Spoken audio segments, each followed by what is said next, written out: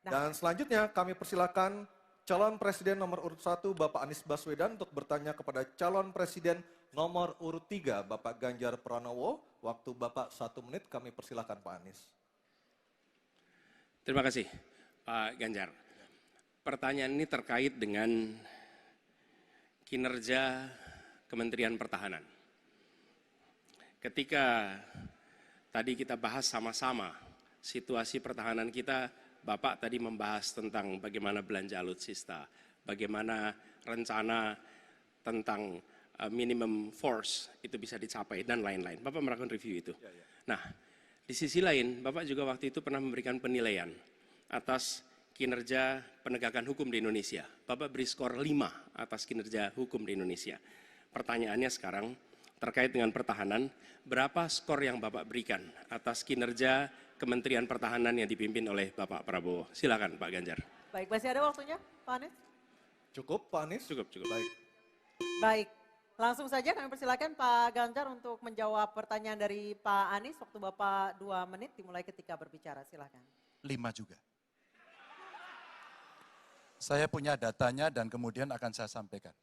Maka di meja saya sudah saya siapkan data satu persatu. Namun demikian Mas Anies, tentu saja ada yang ingin saya sampaikan dari apa yang tadi sudah saya utarakan. Ketika kemudian kita ingin membangun sistem pertahanan kita, maka dalam perencanaan kita tidak boleh gonta-ganti. Kita mesti ajak, mesti konsisten. Kedua, kita mesti mendengarkan betul-betul dari seluruh matra. Maka seluruh proses perencanaannya harus bottom up.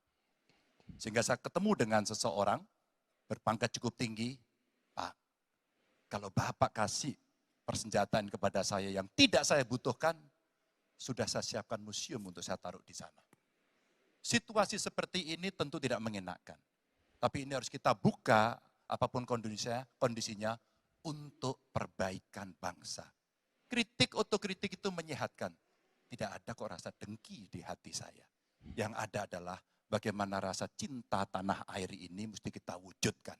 Agar kemudian kita betul-betul bisa menjadi negara kuat di banyak area dan kita berbicara di dunia internasional disegani. Bung Karno pernah menyampaikan itu. Daulat politik itu wajib.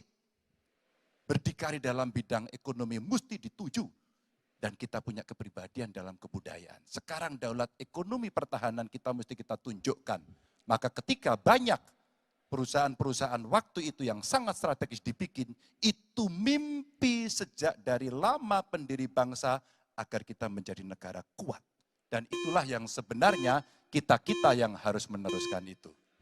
Begitu Mas Anies. Ya, makasih Pak Ganjar. Cukup Pak Ganjar. Baik Pak Anies. Silakan menanggapi jawaban dari Pak Ganjar. Waktu 1 menit Pak Anies, silakan. Jadi TNI, tentara kita, polisi kita, semua bekerja luar biasa di lapangan. Kita harus berikan rasa hormat dan terima kasih. Karena mereka mengerjakan hal-hal yang sulit, hal-hal yang berat. Tapi sisi kebijakan menurut saya lebih parah. Kenapa? Di era Pak SBY, kenaikan gaji terjadi 9 kali. Selama era ini hanya bernaik gaji 3 kali dan akan naik nanti tahun depan. Karena menjelang pemilu mungkin naik gajinya. Tapi di sisi lain, kesejahteraannya tidak dipikirkan dengan serius. Tukin hanya 80%. Lihat Kementerian Keuangan, lihat Kementerian PUPR. Menteri-menterinya mengusahakan peningkatan tukin di mereka. Lalu kita lihat tadi alutsista yang bekas, yang itu resikonya adalah keselamatan dari TNI kita. Mereka bekerja keras menjaga setiap jengkal tanah Republik ini. Tetapi mereka tidak didukung dengan policy. Karena itu menurut saya skornya justru di bawah 5 Mas Ganjar. Kalau 5 itu ketinggian Pak Ganjar. Terima kasih Pak Ganjar. Baik, waktu habis Pak Anies. Pak Ganjar silakan jawab pertanyaan dari Pak Anies. Waktu Bapak 1 menit. Silakan Pak Ganjar. Mas Anies gak usah takut. Disebut aja angkanya berapa gitu loh. Kayak saya gitu loh. Jangan di bawah 5, sebut aja berapa. 11 Mas, dari 100. Oke. Ini sedikit ngajari kendel Mas Anies biar berani. Apa yang kemudian saya lakukan dari jawaban saya untuk membela para TNI kita? Saya bersama mereka.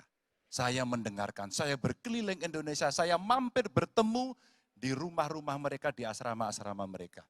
Maka kami tidak mau kalau kemudian mereka, mohon maaf, bertempur dan mati sia-sia. Saya tidak rela. Maka itulah yang saya bela.